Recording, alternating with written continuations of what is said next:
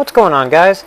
Have you guys ever driven down the road and saw an old car and just thought to yourself, wow, I haven't seen one of those in a long time. Whatever happened to those cars? Well, today I'm going to take you guys down memory lane and talk to you guys about 5 SUVs that you forgot existed. Number 1, the Acura SLX. When the SUV craze came in the 90s, Acura had no truck in their lineup and had to hurry to design one of their own just to be part of the market. So they licensed and rebadged the second generation Isuzu Trooper to create the SLX. This rebadged SUV included a compass, an altimeter, a barometer, and even a thermometer. Acura advertised this SUV as a high-end SUV like a Range Rover and hoped that people would drive this across the desert during the day and then take it on a night on the town at night. It featured a 3.2-liter V6 that only produced 190 horsepower. Now keep in mind, this SUV weighed 2.5 tons. But not to worry, it would later be upgraded to a 215 horsepower 3.5-liter V6, which didn't change anything. This SUV was only produced from 1996 through 2000. It did have a good four-wheel drive system that made it a good off-roading machine. However, its soft suspension gave it very bad handling, which its brother, the Isuzu Trooper, almost rolled over from in a lane change test. This gave the SUV a bad rap and quickly lost consumer interest.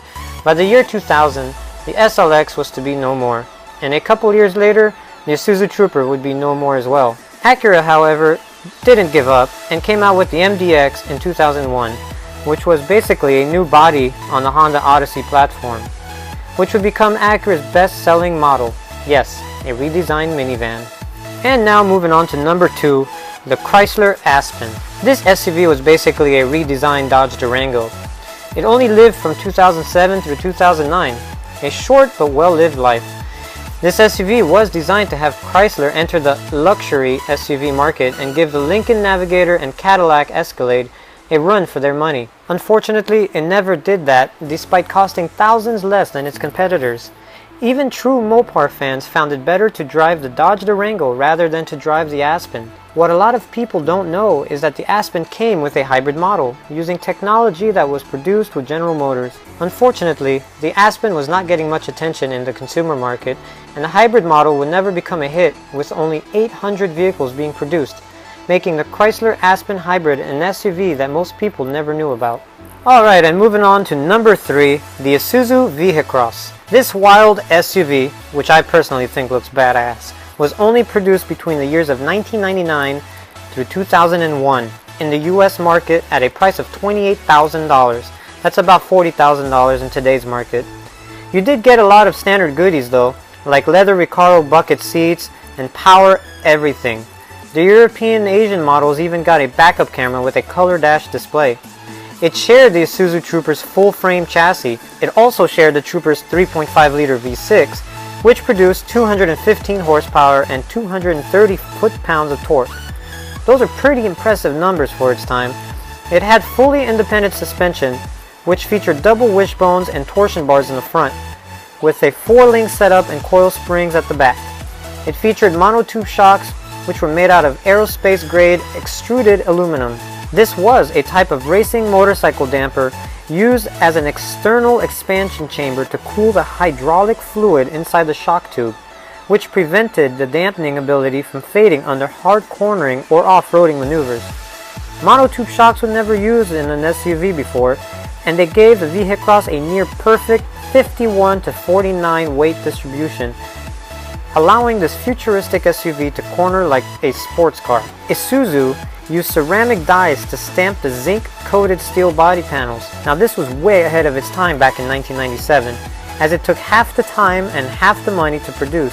The only drawback was that they only lasted half as long as a normal cast iron die, which is why Isuzu produced less than 6,000 copies of the V-Cross.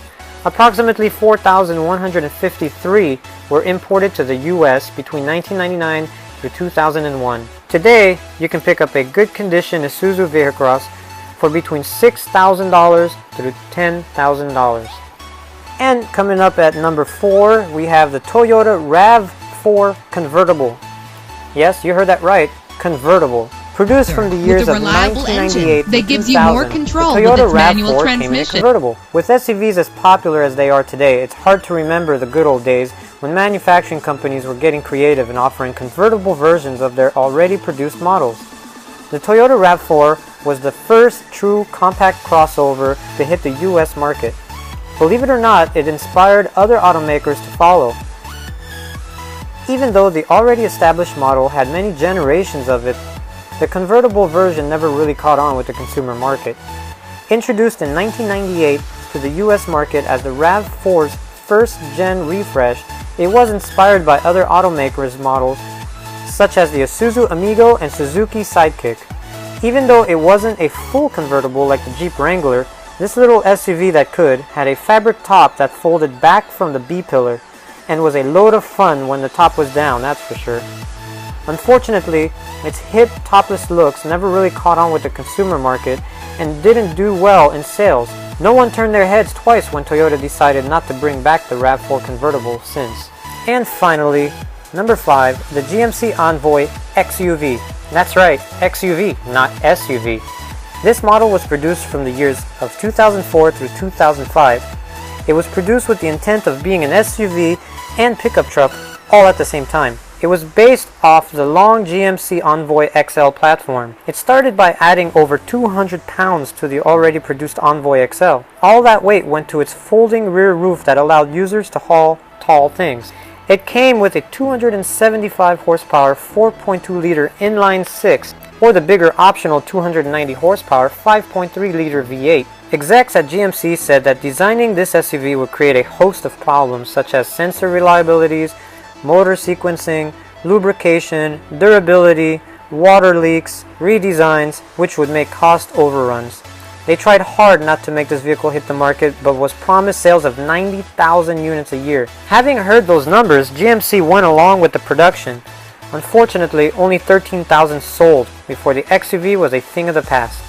And there you have it, guys. 5 SUVs that you guys totally forgot about. I hope you guys enjoyed this video. If so, make sure to hit that thumbs up button and definitely share this with some friends. Maybe they'll enjoy reminiscing down memory lane of 5 SUVs that you totally forgot about.